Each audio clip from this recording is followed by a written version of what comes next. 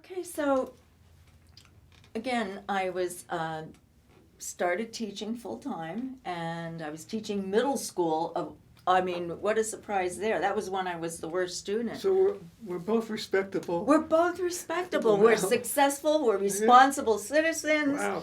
I know. Go figure. We're not partying anymore, taking drugs, nothing. You know, it was. So that's where we were, and then let's fast forward to 2003.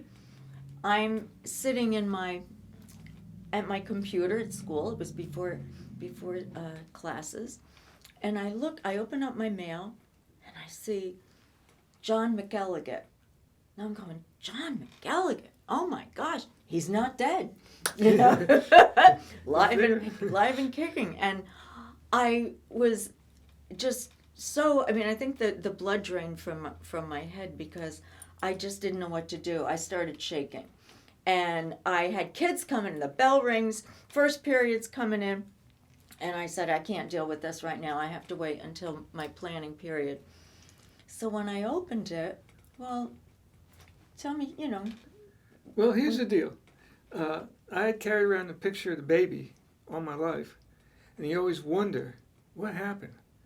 I used to call her Baby Moses because she got sent sent down the river. You know, we never know what happened to her. You know, and I often wondered what happened to her, and I often also wanted to apologize to you because, like, you know, you have these moments you like to do over because I never sent you a letter. I never explained to you Not once. what my motivation was or what I was thinking. I just left you in the lurch.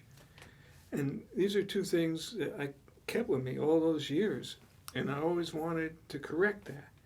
But how do you do that? How do you find somebody? This was at the beginning of the internet. There was no Facebook or anything, Right. so it was kind of difficult. So I thought I tracked you down, and I thought I may have had the correct email, which actually went to your school. School, yeah. But I had tried for a few years, and I had a friend of mine I hired actually. She's a good Christian woman, as they say, and she was nagging me to find you all the time. And she was really after me, and she'd give me lists on the internet of things I could try and stuff. Long story made short, I think I'd found you, and it was time to do this because I had been sick. One of the things with doing drugs, if you do intravenous drugs, is the drugs didn't kill me, but the hepatitis was about to maybe. And you get these diseases because you're sharing needles and whatnot. And so 30 years later, I find out I got hepatitis C, and it's eating me up. And back then, there was no cure. Yeah. So I figured, man, my timeline is getting shorter and shorter here. I better find you if I'm going to find you. And so I was finally motivated. I was going to take a business trip up to Manhattan. So I figured as long as I'm up there for a week, I'll try to contact you. Yeah. And that's what I did. Unfortunately, I sent you an email to the school, and the school was on vacation. I was about to go back to Florida. I said either she doesn't want to talk to me or this is the wrong email. Right. Take it from there. Yeah. Well, when I opened the email, then, like I said, it was very short. And you said something to the effect of, you know, this is John, surprise, surprise. I hope you're living a good life. And you apologized. You said, I know that I had screwed up your life, and I'm so sorry. And did you ever find our daughter? Did you ever look for her? Did you ever find her? It's haunted me my whole life. And then you said, I'm in town. If you want to get together, if you want to call me, you know, if you want to have coffee, whatever, or if you just don't want to contact me at all. You know, it's up to you. The ball's in my court. And I was never angry with you. I was upset. I was never really mad at you. But all those years I was upset. And just one thing. One of the reasons that I know I became alcoholic and was because I never dealt with losing Mandy. You know, I mean, I would get drunk and I would cry and cry and cry. And, you know, that was one of the things that helped put me over the edge. So when you contacted me, I wasn't mad. I just didn't know what to do, you know. So I think I waited about 2 days. Or no, it was only 24 hours. I needed to think about it. I was seeing a therapist at the time, and I told. And the weird thing was, we had just spent time helping me deal with, finally, after all those years, deal with losing my daughter, and then you show up. I mean, right when I'm starting to accept it. It was so weird. So I went to her and I wanted to know, what should I do? I don't know what to do. Please help me. And she said, well, give him a chance. Get together, you know. So that's what I did. I wrote you back, and then you called me. And the first night we talked for hours and hours and hours. And we decided that you would come into Totowa and we would meet for dinner. And then we would start together. That was when we made the decision. We are going to get together, and we are going to find our daughter. And so that's what we did. And you, like I said, I pictured you as this really just terrible, like Keith Richards with a long ponytail with 6 hairs in the ponytail. And when I pulled into the driveway of the restaurant, and you were standing there, and oh my gosh, you had that leather bomber jacket on, and you're, you know, kind of like that. I know you posed on, you planned that pose, and I pulled in, and it was like, oh no, I am in trouble now, because you were married, and I thought, oh gosh, this is bad, because the emotions just was like, oh, you know, my heart's pounding. And anyway, we had dinner, and we caught up on, well, it was 30. We ate dinner until they closed the joint. Maybe after we were oblivious to everything that was going on. I couldn't tell you what we ate. We were just yak. I know, and I don't even think we ate. Yeah. We had our food. You know, it was cold. I don't know, but finally, they were lined up against the wall, and they finally came over. Get out of here. Yeah, but so I took that was a Thursday. And so, or whatever, it doesn't matter. But I took the next day off so we could start on our journey. And that's what we did. We got together, and we made the decision that we need to start at the end. So we need to go to the place I was with Mandy for the last time, where I signed the papers and they took her away. Social services in Goshen. Right, social services. Goshen, New York. So that's where we decided to start.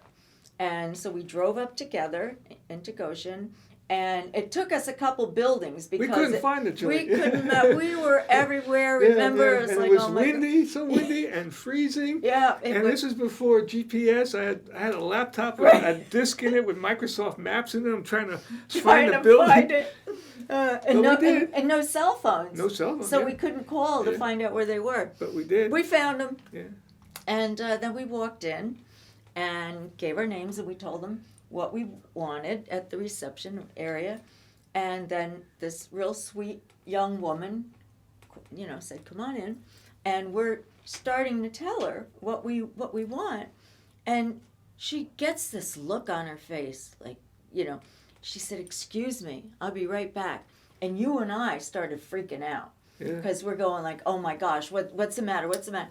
Anyway, she came in and she said, I'm so sorry. I got this confused. I thought the two of you came in to adopt someone as a couple. And anyway, as it turns out, this had never happened before. What usually when usually the child comes in looking for their birth parents. Right. Most of the time. And then rarely does the birth mother look for the child. And then this other social worker who was there for 40 years, she came in and she said, in my 40 years, this has never happened. She's never had two birth parents come together to look for the child. The father hardly ever comes, and the mother and the father never came. Never. We were the first. We were the first, yeah. So we start telling our story. And they start getting emotional. Anyway, the word starts spreading in the office, through the building, yeah. And people are coming in one at a time. and we're telling our story, and well, I'm going too fast. Okay, so what we found out we needed to do was we needed to fill out forms. Well, you had nothing to do with it because you weren't on the birth certificate or anything, so you would have never been able to find her by yourself. But me, as the birth mother, then I filled out the form for to open up the records in Albany, in the registry. If I register and she also registered, they make the connection and then they give the information to both parties. And then it's up to you whether you want But it could take a long time for them to match it up. Right. Now, Christine and her crew were so enamored of us that they put a phone call into somebody, Yeah. and then They fast tracked they it. fast-tracked Yeah. it big time. Yeah, exactly. But that day, oh my gosh! If the room was full by the time we were leaving, it was People standing kept room only. wandering Remember in. that? Yeah, they want to hear the story. Yep, and then we'd have to start it over and Yeah. this and that, and we must have been in there 2 hours, don't you think? At least. Yeah, and by the time we left, everybody's crying. They're passing the tissues around. I'm crying, you're crying, and then we're hugging everybody, and they're like, "You're gonna find her. Don't worry, you're gonna find her." And I thought I could get through this I know, without I know. crying. It was, Don't you start, because I'll start too. I know. But and we never forgot Christine, No, because I would send her flowers on the anniversary. right. We were ever in New York, we tracked her down. She'd moved her office to Newburgh. We Right. always kept in touch with her because she was a real important part of us, this big reunion. Yeah, she was wonderful, and it took, well, I think it was maybe 2 months. 2 months. Yeah, when I got the letter from Albany. So there was the first letter I got. I can't remember what that said, but the important letter was that good news. We have found out that your child has also registered, and they made the connection. And then I had to sign that if I wanted to get her information. So that was the first. That was the first thing. Right. And then I did. I filled in the paper, and then a couple weeks later, I get another paper from them, and they have our daughter's name and Yeah, address and yeah. phone number and contact. Yeah. And then that So was that means both parties want to Both- see each other. right. And that was pretty amazing. Yes, it was.